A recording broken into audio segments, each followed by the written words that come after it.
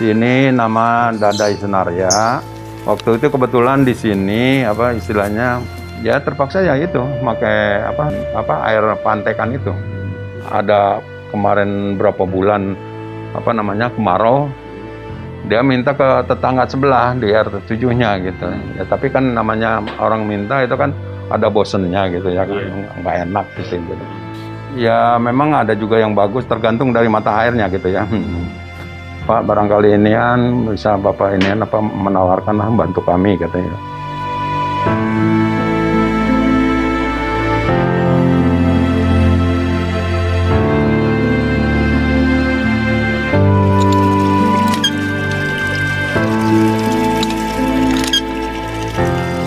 Mengacu pada baseline tahun 2018, capaian akses air minum layak berada di angka 87,8%. Pemerintah menargetkan universal akses air minum layak tercapai pada tahun 2024. Artinya pemerintah berharap Pemda dan PDAM dapat berkontribusi untuk memenuhi sisa 12,2% menuju 100% akses air minum layak sampai dengan tahun 2024.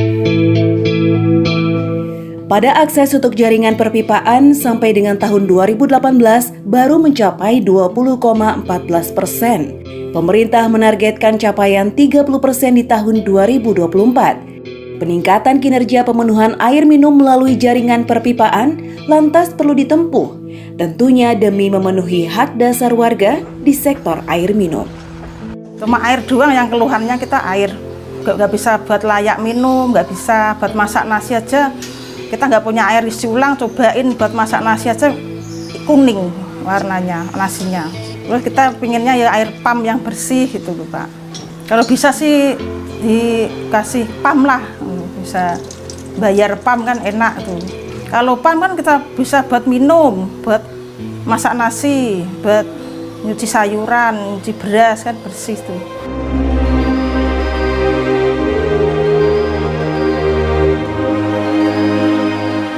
Setidaknya ada dua hal pokok yang perlu dilakukan dalam upaya percepatan pemenuhan akses layanan dasar air minum. Pertama, pengembangan dukungan kebijakan berkaitan dengan air minum yang terukur serta dapat dirasakan manfaatnya bagi masyarakat. Kedua, mengoptimalkan dukungan pembiayaan guna mendukung pembangunan di sektor air minum.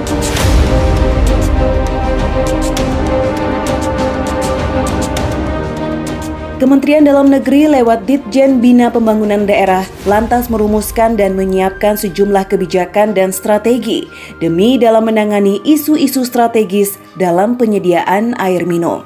Ditjen Bina Bangda Kemendagri ya, poros penyelenggaraan pemerintahan daerah. Jadi kita sebetulnya tugasnya adalah mensinkronkan antara program pemerintah pusat dengan daerah dan antar daerah. Intinya kami memastikan dalam Dokrenda, dokumen perencanaan daerah dan juga dokumen anggaran daerah bahwa pemerintah daerah mensupport apakah dalam bentuk penyertaan modal atau dalam bentuk subsidi untuk memastikan bahwa layanan air minum bagi rakyat itu terpenuhi. Daerah harus melakukan pendataan, kemudian daerah melakukan perhitungan, kemudian daerah menyusun rencana kebutuhan, kemudian melaksanakan. Nah, tahapan ini yang harusnya dilakukan oleh daerah dalam rangka menyusun program kegiatan yang tertuang di dalam RPJMD, RKPD, ataupun dokumen-dokumen yang terkait dengan perencanaan. Itu yang perlu kita sinkronisasi, regulasi, program dan kegiatan berikut target dan indikator. Lantas lahirlah proyek NUWSP bekerjasama dengan Kementerian PUPR. Ini merupakan kerangka kerjasama antara pemerintah Indonesia dengan Bank Dunia, stakeholder yang terkait, yaitu Bappenas, kemudian Kementerian Dalam Negeri, dalam hal ini ada dua Ditjen, yaitu Ditjen Bangda dan Ditjen Keuangan Daerah, serta Direktorat Jenderal Cipta Karya di Kementerian PUPR. NUWSP sendiri ini kaitannya adalah bagaimana untuk meningkatkan kinerja dari operator ataupun PDAM, baik dari sisi kelembagaannya, kemudian dari sisi tata kelolanya, dan juga dari sisi teknisnya. Selain itu juga ada kaitannya dengan pendanaan yang alternatif. Janji pemerintah melalui RPJMN sebetulnya 10 juta SR ya. Kemudian di Bangda memiliki salah satu proyek NUWSP yang mentargetkan 1,2 juta sambungan rumah atau SR. Nah, mudah-mudahan ini bisa tercapai. Artinya sharing dari Dirjen Bangda jelas konkret bahwa di antara 10 juta itu 1,2 akan dicapai oleh sebuah proyek yang NGWSP. Selain itu, pembangunan di sektor air minum juga diarahkan untuk pemenuhan intake air baku 38.805 meter kubik per detik. Ditambah dengan penambahan kapasitas IPA 44.717 liter per detik dan penurunan tingkat kebocoran air atau NRW serta peningkatan kapasitas operator air minum. Target 10 juta itu bukan hanya target yang akan dicapai oleh pemerintah pusat, tapi dukungan pemerintah daerah ini sangat penting dan sangat besar. Artinya ada kegiatan, program kegiatan yang dianggarkan di dalam APBD-nya daerah. Nah, kami akan mendorong bagaimana target indikator itu yang disusun oleh daerah di dalam dokumen perencanaan bisa memberikan kontribusi terhadap capaian target nasional. Orang berpendidikan tinggi kalau tidak minum, maka mati dia. Karena itu maka ini dijamin oleh Undang-Undang Dasar 45. Pasal 33 itu mengatakan bumi, air, dan kekayaan yang terkandung di dalamnya digunakan untuk sebesar-besar kemakmuran rakyat. Kemudian diturunkan dalam Undang-Undang Nomor 23 tahun 2014 tentang pemerintahan daerah. Air ini menjadi urusan wajib layanan dasar yang bersifat konkuren. Artinya dilaksanakan bersama antara pemerintah pusat, provinsi, dan kabupaten kota. Ada turunan-turunan saja, misalnya dari aspek ini menjadi apa? Ini harus menjadi standar pelayanan minimal. Nah, maka ada PP-nya. Ada juga di Permendagri penerapan SPM itu sendiri dalam Permendagri nomor 100 tahun 2018.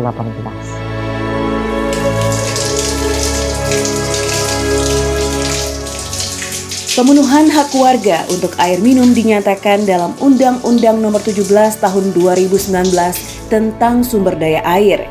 Bahwa ini kebutuhan wajib ya, sehingga pemerintah dan pemerintah daerah pun menyiapkan 3 opsi. Apakah dia akan dikelola sendiri oleh pemerintah daerah melalui pembentukan UPTD, Unit Pelaksana Teknis Daerah. Yang kedua, atau UPTD yang lebih fleksibel apa ini? Menerapkan pola pengelolaan keuangan BLUT, Badan Layanan Umum. Nah, kemudian kalau dia ingin mencari untung gimana? Maka dia menggunakan badan usaha milik daerah. Nah, tiga-tiganya sebetulnya niatnya, nawaitunya untuk melayani publik supaya masyarakat bisa mendapatkan akses air minum secara luas begitu. Tetapi memang 3 kelembagaan tadi memiliki ciri masing-masing. Masih UPD berarti masih melekat di Pemda, sedangkan kalau BLUT sudah sedikit semi bisnis begitu. Nah, bisa cari untung, kalau untung alhamdulillah, enggak pun Pemda masih support. Tapi kalau sudah BUMD seharusnya, kalau BUMD air minum itu harusnya untung. Dia melayani publik dan juga bisa juga mencari untung. Jadi 2 hal ini yang kemudian dipadukan di dalam BUMD air minum.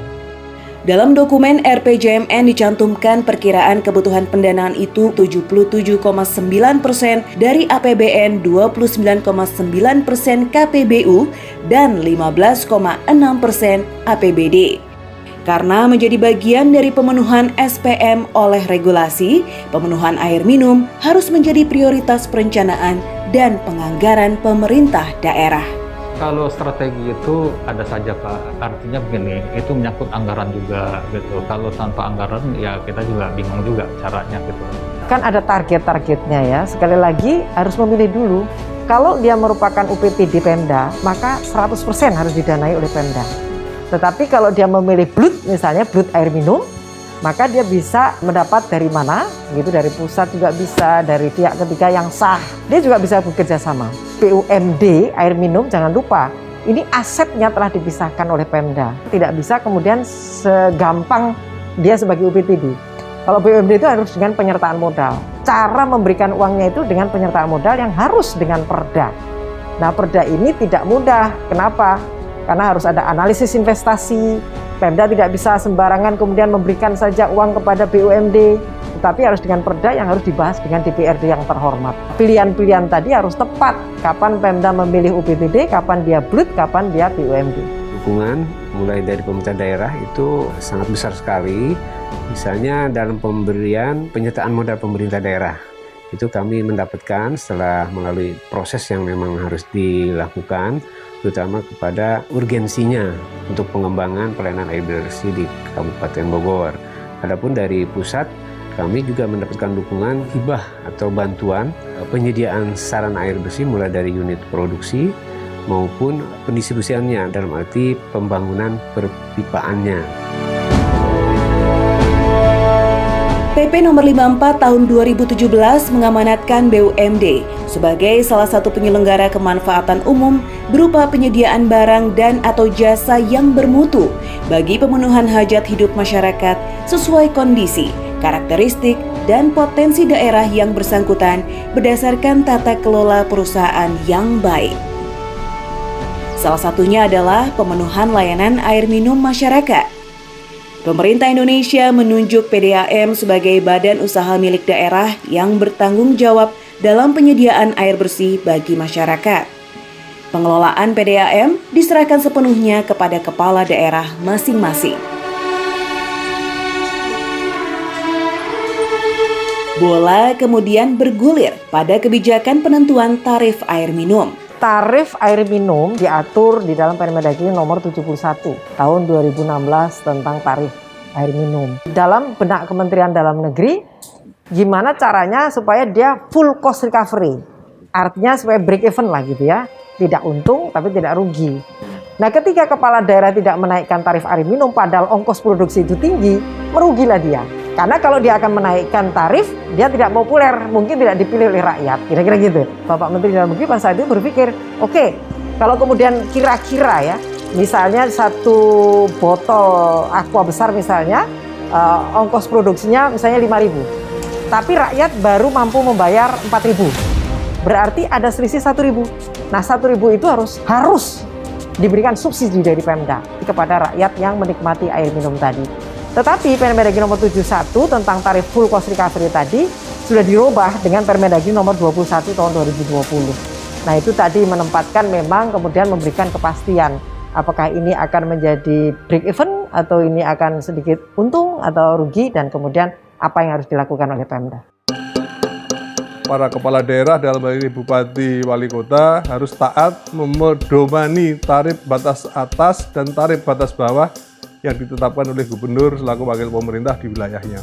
Ini semua untuk menjamin kualitas pelayanan air minum di wilayah yang selama ini jumlahnya kurang lebih 380, sebagian besar belum semuanya sehat, Mas, makanya perlu kita bina bersama-sama. Jadi inilah kewajiban kita, Kementerian Dalam Negeri, bersama-sama untuk bagaimana mengupayakan badan usaha milik daerah khususnya yang bergerak di air minum ini berjalan dengan baik, tentunya dengan sehat, dan bisa melayani kepada masyarakat. Menurut Keputusan Menteri Dalam Negeri Nomor 47 Tahun 1999 tentang Pedoman Penilaian Kinerja Perusahaan Daerah Air Minum, kinerja diartikan sebagai tingkat keberhasilan pengelolaan sistem pelayanan air bersih dalam 1 tahun buku tertentu, dan kinerja dinilai dari beberapa aspek, yaitu aspek operasional, keuangan, dan administrasi. PDAM sebagai penanggung jawab distribusi air bersih pada masyarakat kemudian menatap 3 tantangan ke depan, mulai dari kuantitas distribusi air bersih, kualitas, serta kontinuitas pelayanan.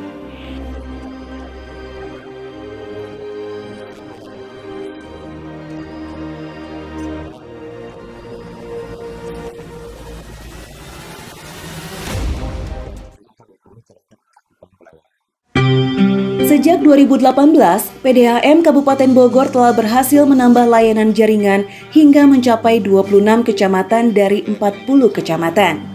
Dadai Senaria dan masyarakat lain kini akhirnya bisa menikmati layanan air bersih. Sebuah harapan cerah bertengger di depan mata mereka.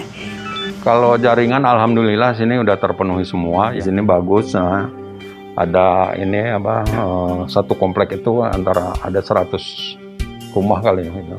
Nah, alhamdulillah mungkin udah pada pasang lah gitu ya.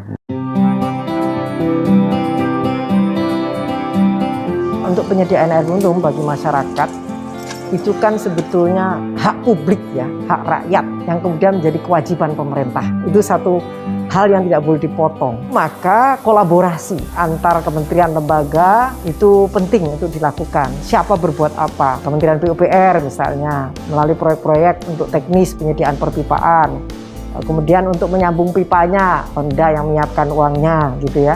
tenaga kerjanya siapa, duitnya dari mana, APBD harus. Nah ini yang menyatukan antar program pusat dan daerah ini adalah Kementerian Dalam Negeri melalui Ditjen Bina Bangda. Maju untuk memastikan apakah masyarakat itu mendapat layanan yang terbaik begitu. Nah di dalam sinkronisasi program pusat dan daerah dan antar daerah itu menjadi terdepan Kemendagri melalui Ditjen Bina Bangda.